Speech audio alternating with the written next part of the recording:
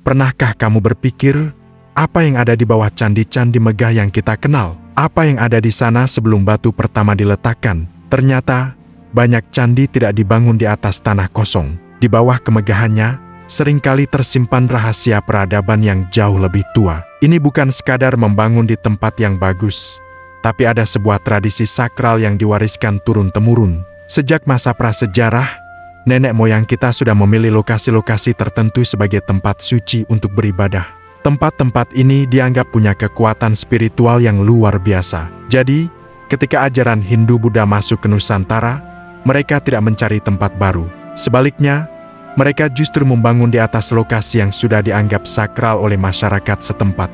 Kesakralan sebuah tempat tidak pernah hilang, hanya bentuk bangunannya yang berubah seiring zaman.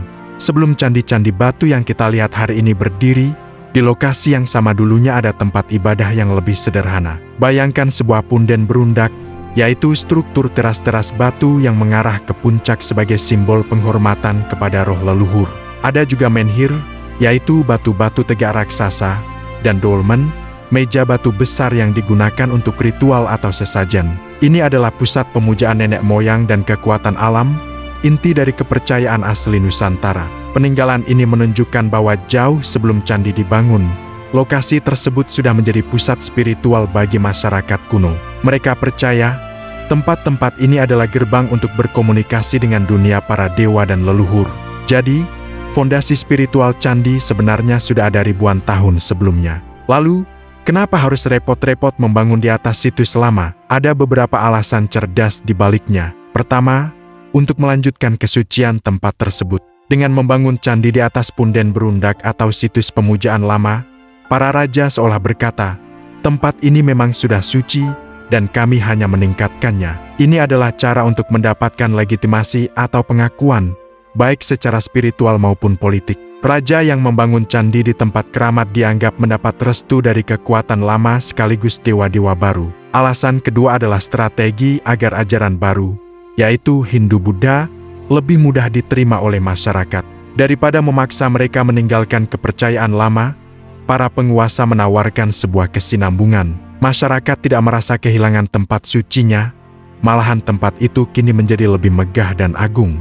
Proses ini dikenal dengan nama akulturasi budaya, yaitu perpaduan dua kebudayaan yang berbeda tanpa menghilangkan unsur aslinya. Kepercayaan lokal seperti animisme dan dinamisme tidak dihapus total, tetapi diserap dan diadaptasi ke dalam ajaran Hindu-Buddha. Coba perhatikan baik-baik arsitektur beberapa candi di Indonesia. Kamu mungkin akan menemukan simbol-simbol lokal atau bentuk bangunan yang mengingatkan pada punden berundak.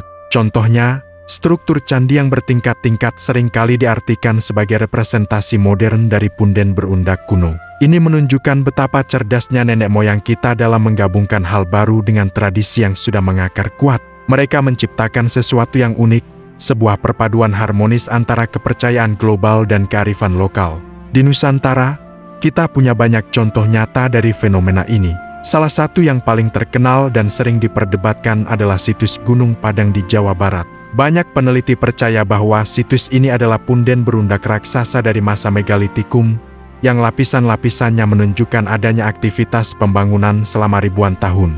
Contoh lain adalah kompleks Candi Dieng di Jawa Tengah. Lokasinya yang berada di dataran tinggi sudah dianggap sebagai tempat suci, tempat bersemayamnya para dewa, jauh sebelum candi-candi Hindu tertua di Jawa dibangun di sana. Begitu pula dengan banyak kompleks candi lain di Jawa Tengah dan Jawa Timur.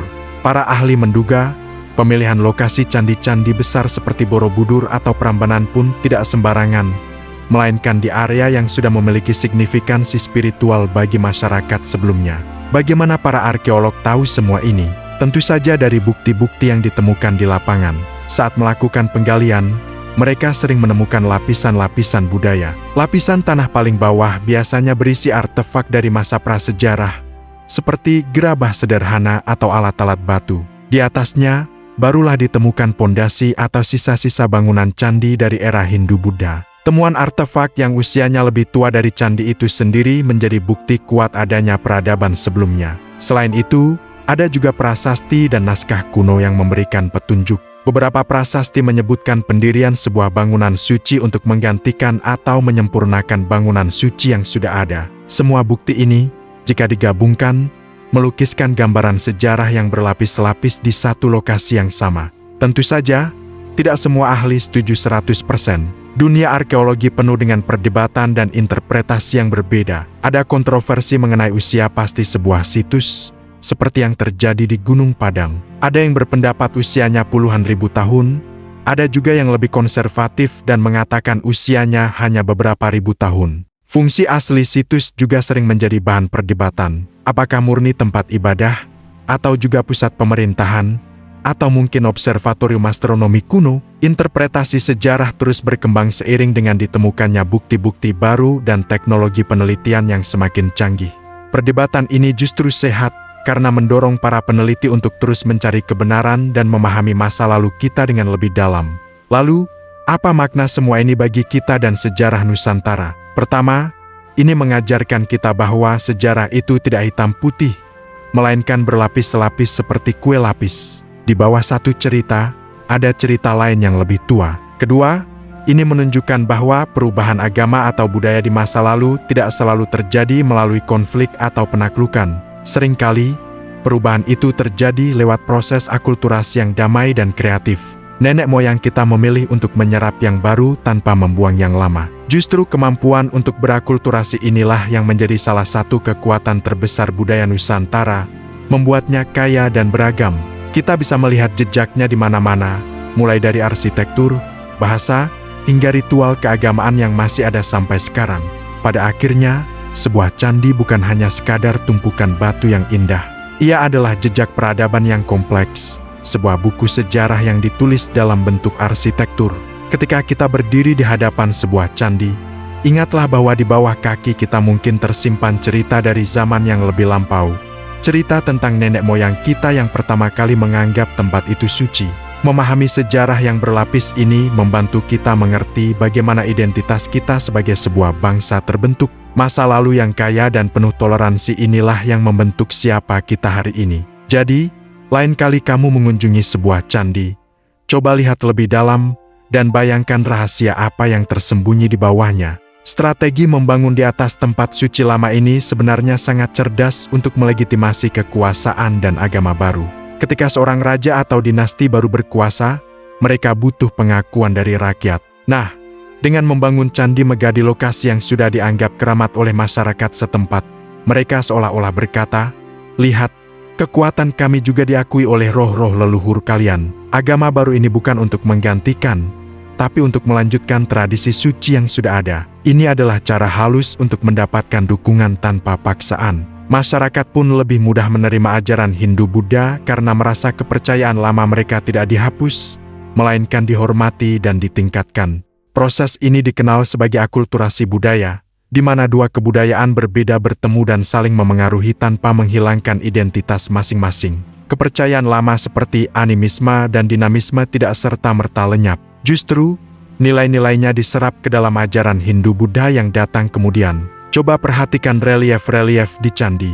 Seringkali kita menemukan simbol-simbol lokal yang sebenarnya tidak ada dalam kitab suci Hindu-Buddha dari India, seperti pohon hayat atau motif-motif hewan khas Nusantara. Ini adalah bukti nyata perpaduan harmonis antara kepercayaan lokal dengan agama pendatang. Arsitektur candi itu sendiri, terutama yang berbentuk punden berundak seperti candi suku atau ceto, secara jelas menunjukkan pengaruh kuat dari struktur pemujaan prasejarah. Ini bukan sekadar peniruan, tapi sebuah sintesis budaya yang jenius.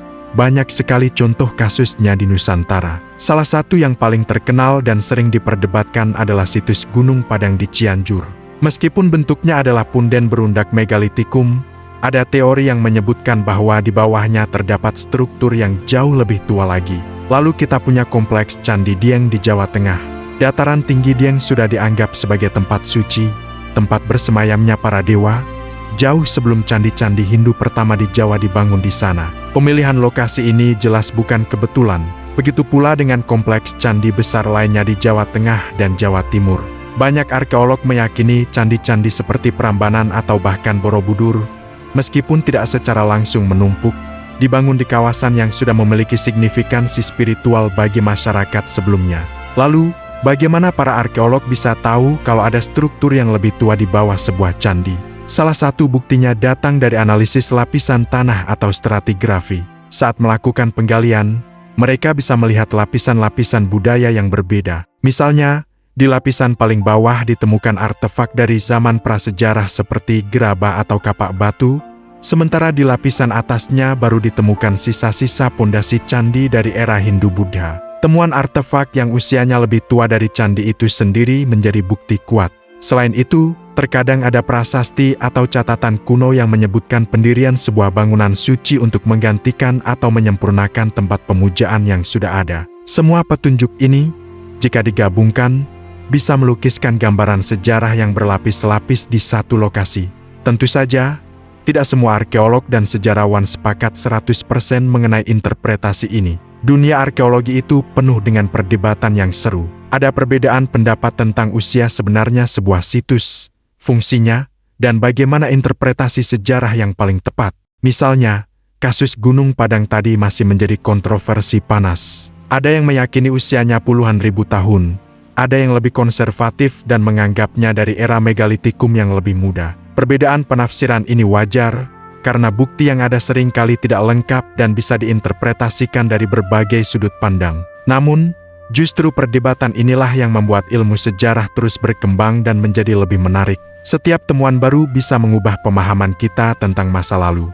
Jadi, apa makna penting dari semua ini bagi sejarah Nusantara? Pertama, ini menunjukkan bahwa sejarah kita itu tidak hitam putih, melainkan berlapis-lapis seperti kue lapis. Di satu tempat yang sama, bisa tersimpan jejak peradaban dari berbagai zaman yang berbeda, mulai dari prasejarah, Hindu-Buddha, Islam, hingga modern.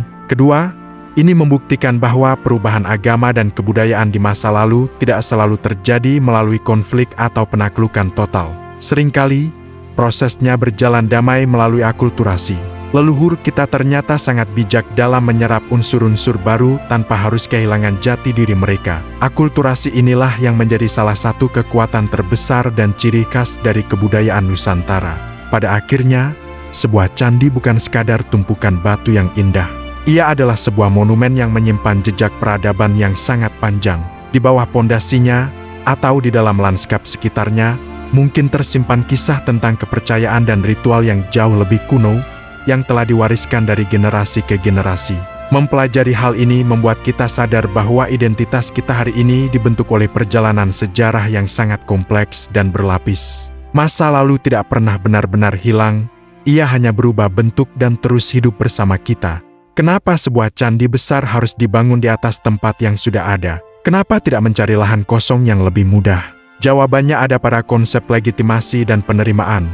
Para penguasa di masa lalu paham betul bahwa kekuatan tidak hanya datang dari militer atau ekonomi, tapi juga dari restu spiritual. Dengan membangun candi di atas situs yang sudah dianggap suci oleh masyarakat setempat, mereka seolah-olah mengatakan, "Lihat, kepercayaan baru ini adalah kelanjutan dari tradisi nenek moyang kalian. Kekuatan spiritual yang kalian hormati kini hadir dalam bentuk yang lebih agung." Ini adalah strategi politik dan religius yang sangat cerdas. Penguasa mendapatkan legitimasi, sementara masyarakat merasa tradisi mereka tidak dihilangkan, melainkan diangkat ke tingkat yang lebih tinggi. Pembangunan candi di lokasi sakral lama juga berfungsi untuk menyatukan masyarakat di bawah panji agama dan kekuasaan baru. Daripada memaksa orang untuk meninggalkan tempat ibadah lama mereka, lebih mudah mengajak mereka datang ke tempat yang sama, namun kini dengan ritual dan bangunan yang berbeda. Ini mengurangi potensi konflik dan mempercepat proses penerimaan ajaran Hindu-Buddha di kalangan masyarakat yang sebelumnya menganut kepercayaan lokal. Jadi, ini bukan sekadar menumpuk batu, tapi menumpuk makna, sejarah, dan kekuasaan di satu titik yang sama. Proses ini dikenal sebagai akulturasi budaya, sebuah perpaduan harmonis antara dua kebudayaan atau lebih. Kepercayaan lokal seperti animisme dan dinamisme tidak serta-merta dihapus begitu saja. Sebaliknya, unsur-unsurnya diserap dan diintegrasikan ke dalam ajaran Hindu-Buddha yang datang kemudian. Inilah yang membuat candi-candi di Nusantara punya karakter yang sangat unik, berbeda dari candi di India, negara asalnya. Coba perhatikan relief-relief atau arca-arca di beberapa candi. Kita bisa menemukan simbol-simbol yang tidak ada dalam mitologi Hindu-Buddha India, seperti motif pohon hayat, figur-figur dewa lokal, atau bahkan bentuk bangunan candi itu sendiri yang menyerupai punden berundak. Contoh paling jelas adalah Candi Sukuh dan Candi Cito di lereng Gunung Lawu. Bentuknya sangat berbeda dari candi-candi pada umumnya dan lebih mirip piramida punden berundak dari masa prasejarah. Ini adalah bukti nyata bagaimana arsitek zaman dulu dengan piawai memadukan elemen lokal dengan ajaran baru. Mereka tidak membuang yang lama, tapi memberinya baju baru. Roh nenek moyang dan kekuatan alam yang sebelumnya dipuja dalam bentuk batu menhir atau punden, kini diwujudkan dalam bentuk dewa-dewi Hindu-Buddha. Proses akulturasi inilah yang menjadi kekuatan utama peradaban Nusantara, mampu menyerap pengaruh luar tanpa kehilangan jati dirinya.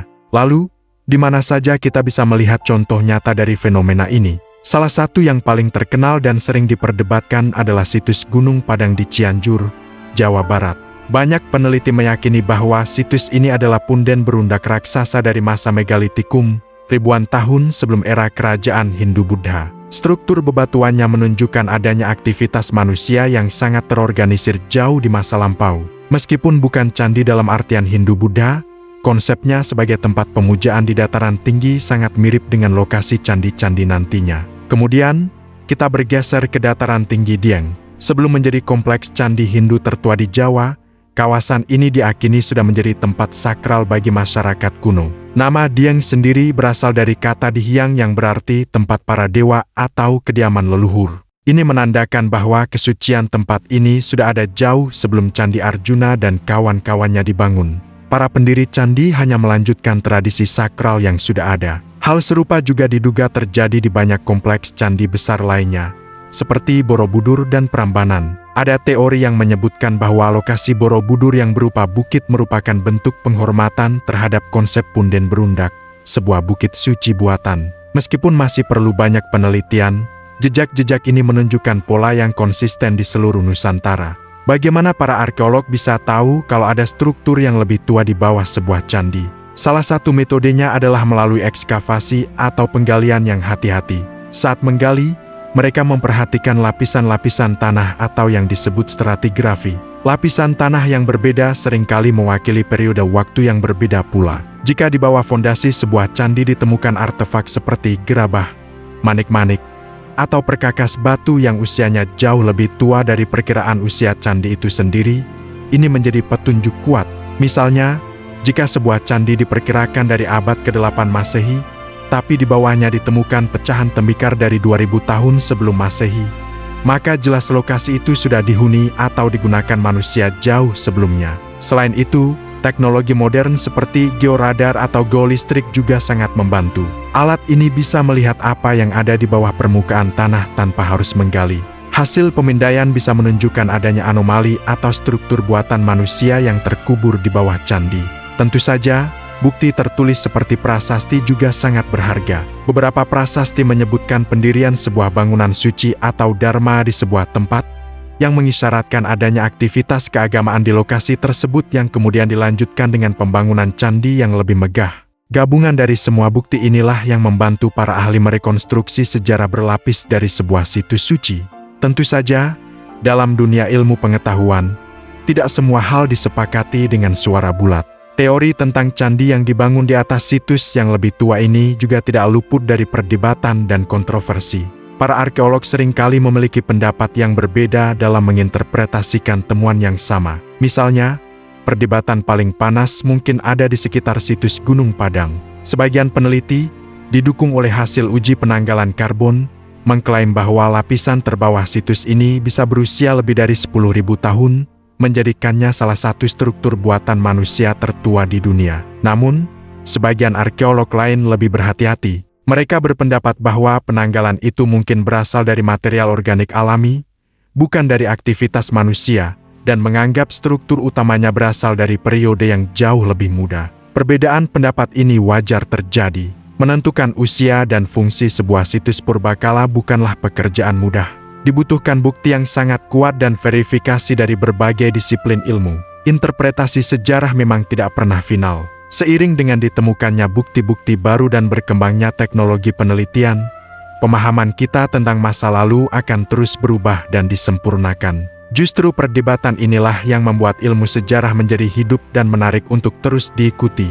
Lalu, apa makna dari semua ini bagi kita, bagi sejarah Nusantara? Fenomena ini mengajarkan kita satu hal penting, sejarah itu tidak linear, tapi berlapis-lapis seperti kue lapis. Apa yang kita lihat di permukaan, seperti candi yang megah, hanyalah lapisan teratas. Di bawahnya, tersimpan cerita-cerita dari zaman yang lebih tua, dari peradaban dan kepercayaan yang berbeda. Ini juga menunjukkan bahwa perubahan besar seperti pergantian agama tidak selalu terjadi melalui penaklukan atau konflik berdarah.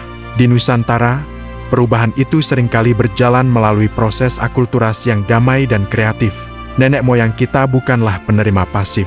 Mereka adalah agen aktif yang mengolah pengaruh dari luar, memadukannya dengan kearifan lokal, dan menciptakan sesuatu yang baru dan unik. Kemampuan untuk berakulturasi inilah yang menjadi salah satu kekuatan terbesar budaya Nusantara. Kita bisa menyerap hal-hal baru tanpa kehilangan identitas asli kita. Dari sini, kita belajar bahwa fondasi identitas kita sebagai sebuah bangsa dibangun dari berbagai lapisan sejarah, dari zaman prasejarah, Hindu-Buddha, Islam, hingga era modern. Semua lapisan itu penting dan saling terkait, membentuk siapa kita hari ini.